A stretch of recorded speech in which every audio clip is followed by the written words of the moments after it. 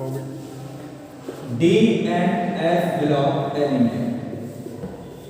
एक बार फिर हम यही यूनिट को स्टडी करेंगे और इस यूनिट में हमें स्टडी करना है जो टॉपिक हमारा है चल रहा है continue, that is characteristic of transition element. Transition element, first property of transition element हम स्टडी करेंगे, दैट इज मेटालिक प्रॉपर्टी या मेटालिक कैरेक्टर। मेटालिक कैरेक्टर का मीन होता है बेटा कि मेटल, जितने मेटल के जो कैरेक्टर होते हैं उनसे मीन होता है, जैसे इलेक्ट्रॉन लूज करना, लूजिंग ऑफ इलेक्ट्रॉन, ये मेटल का मेन कैरेक्टर होता है, डक्टिलिटी है, ये फिजिकल प्रॉपर्टीज होती हैं मेटल की। तो मेटालिक कैरेक्टर के बारे में हम बात करेंगे। मेटालिक कैरेक्टर जो होते हैं डी ट्रांजिशन एलिमेंट के, यानी कि मोस्टली 3D सीरीज के, वो फ्रॉम लेफ्ट टू राइट क्या होते हैं, डिक्रीज होते जाते हैं।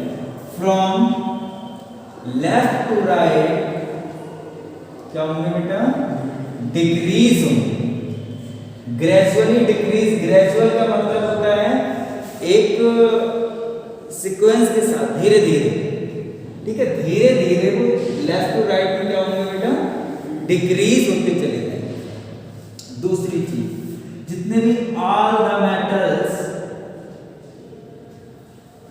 ऑफ डी ब्लॉक, जितने भी मेटल हैं डी ब्लॉक में ट्रांजिशन एलिमेंट हैं, ऑल आर क्या होते हैं, मेटल्स होते हैं। So all the elements of D block, all the elements of D block are metals। जितने भी हैं वो सब के सब क्या होते हैं बेटा, मेटल्स होते हैं। Hg है, Hg हमारा लिक्विड स्टेट में मिलने वाला मेटल है at room temperature. Room temperature पर Hg लिक्विड स्टेट में मिलता है, ये सबसे इंपॉर्टेंट बात, ठीक है। मेटालिक कैरेक्टर धीरे धीरे क्या होते हैं, from left to right, gradually decrease होते हैं। All the element of D block are metals and liquid metal जो है हमारे पास दैट इज HgO, ठीक। कोई प्रॉब्लम, ये मेटालिक कैरेक्टर है। मेटालिक कैरेक्टर के बाद नंबर 2 हमारी प्रॉपर्टीज होगी, that is melting and boiling point. Melting point and boiling point. Melting और बॉइलिंग पॉइंट का मतलब होता है कि कहां पर जाकर के कोई भी सॉलिड क्या होता है, मेल्ट होता है, और मेल्ट होने के बाद ही वो क्या होगा, बॉइल होना शुरू होगा। तो मेल्टिंग और बॉइलिंग पॉइंट जो होते हैं आपके ट्रांजिशन एलिमेंट के, जनरली डिक्रीज होते हैं। और डिक्रीज कहां तक होंगे बेटा, कुछ होते हैं जैसे Zn है, कैडमियम है और Hg है, इनके अलावा बाकी सभी के मेल्टिंग और बॉइलिंग पॉइंट हाई होंगे, ठीक है। हाई क्यों होते हैं, due to effective nuclear charge. एक फैक्टर जो वर्क करेगा इफेक्टिव न्यूक्लियर चार्ज, दूसरा फैक्टर वर्क करेगा लो आयोनाइजेशन एनर्जी। इनसे इफेक्ट क्या होता है, कैसे कोरिलेट होते हैं, effective nuclear charge and low ionization energy. Ionization energy low होगी तो इलेक्ट्रॉन लूज करने की जो प्रॉपर्टी होगी, property of electron losing, properties of electron losing, electron lose करने की जो प्रॉपर्टीज होगी वो क्या होगी, इंक्रीज होगी, यानी कि मेटालिक कैरेक्टर इंक्रीज होंगे। अब इसके बाद इनके जो मेटालिक बॉन्ड एक प्रेजेंट होता है, मेटालिक बॉन्ड विच प्रेजेंट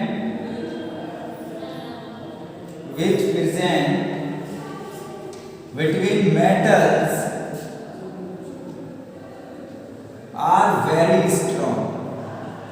वो बॉन्ड जो होता है आपका वो ज्यादा स्ट्रॉन्ग होता है, और बॉन्ड ज्यादा स्ट्रॉन्ग क्यों होगा, due to effective nuclear charge. Effective nuclear charge क्योंकि लेफ्ट टू राइट जाने पर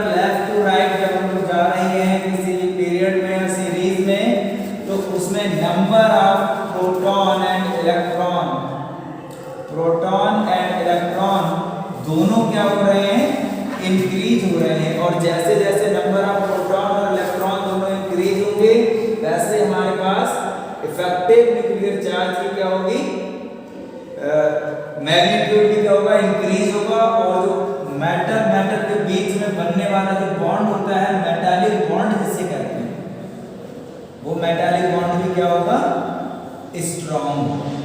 ठीक है, और जब मेटालिक बॉन्ड स्ट्रॉन्ग होगा तो इस बॉन्ड को तोड़ने के लिए हमें ज्यादा हीट की जरूरत पड़ेगी, और जब ज्यादा हीट की जरूरत पड़ेगी तो टेम्परेचर इंक्रीज करने के लिए हमें हीट का यूज करना पड़ेगा, हीट यूज करते हैं।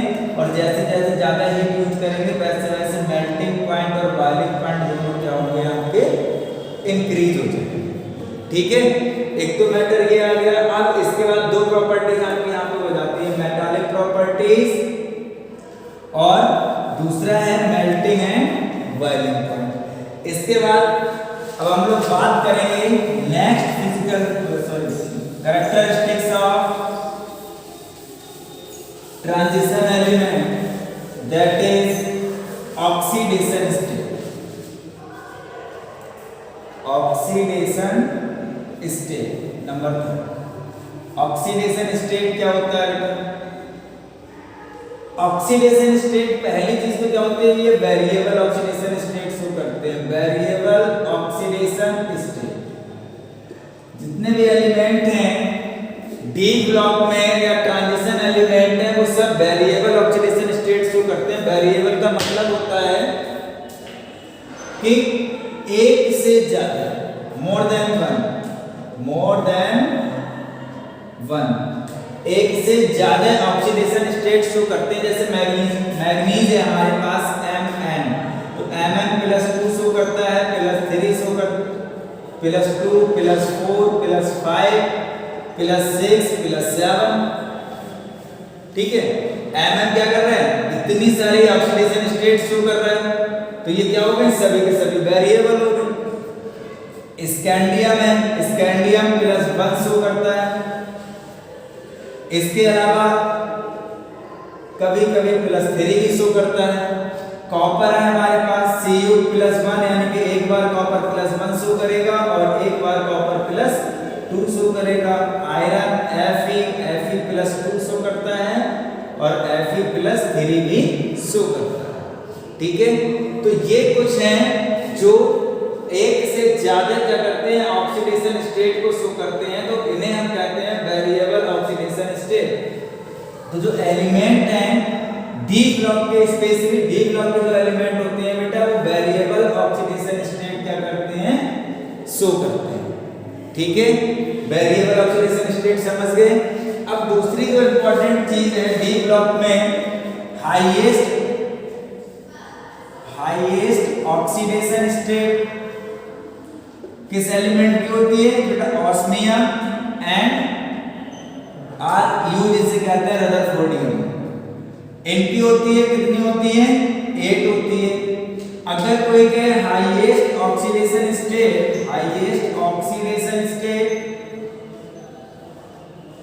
इन 3D सीरीज में हाईएस्ट ऑक्सीडेशन स्टेट, तो हमेशा याद रखना, आया हुआ क्वेश्चन है आपके बोर्ड एग्जाम में, दैट इज मैग्नीज, और वो भी होती है +7। ठीक है, क्लियर। 3D सीरीज में मैग्नीज होता है सबसे ज्यादा। ओके, अब एक पॉइंट ये हो गया, ये हो गया। ठीक है, वेरिएबल वो होते हैं जो एक से ज्यादा शो करें, है ना। 3D सीरीज का मैंने बता दिया, हाईएस्ट सीरीज जो होती है, हाईएस्ट ऑक्सीडेशन स्टेट कौन शो करता है, +7 शो करता है मैग्नीज, और highest oxidation state D block element में osmium and rutherfordium, that is +8। अब next physical property, next characteristics जो है आपके पास, that is magnetic properties. Magnetic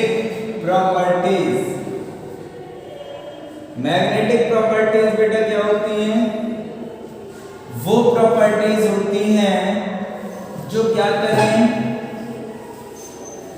किसी भी सब्सटेंस को अट्रैक्ट करें, मैग्नेटिक फील्ड लगाने पे या इलेक्ट्रिक फील्ड लगाने पे उन्हें क्या करेंगे, फिर वो अट्रैक्ट करेंगे।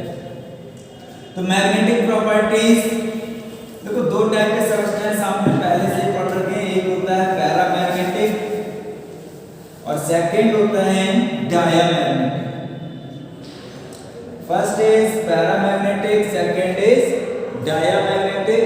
और पैरा का मतलब वो होता है जिसमें unpaired electron are form, unpaired electron are form, जिसके अंदर क्या मिलेंगे आपको, अनपेयर्ड इलेक्ट्रॉन मिलेंगे। डायामैग्नेटिक के अंदर paired electron are form, paired electron are form. इनमें क्या मिलता है बेटा, पेयर्ड इलेक्ट्रॉन मिलते हैं। जिसमें पेयर्ड इलेक्ट्रॉन मिलेंगे दीज आर डायामैग्नेटिक, और जिसमें अनपेयर्ड इलेक्ट्रॉन मिलेंगे these are paramagnetic. Clear? Magnetic moment हम इनका करैक्टर कैसे निकालेंगे, वो ये है formula mu, mu equal to होता है n प्लस 2 Vm। Vm होती है यूनिट जिसका नाम होता है Bohr's magneton, magneton. n equal to होता है number of unpaired electron, unpaired electron. ठीक है, तो ये म्यू होता है हमारे पास मैग्नेटिक प्रॉपर्टी शो करने के लिए। अब यहां से निकालेंगे n प्लस 2, n होता है हमारे पास नंबर ऑफ अनपेयर्ड इलेक्ट्रॉन। ठीक है, बाकी जो प्रॉपर्टीज हैं वो हम नेक्स्ट वीडियो में बेटा कवर करेंगे।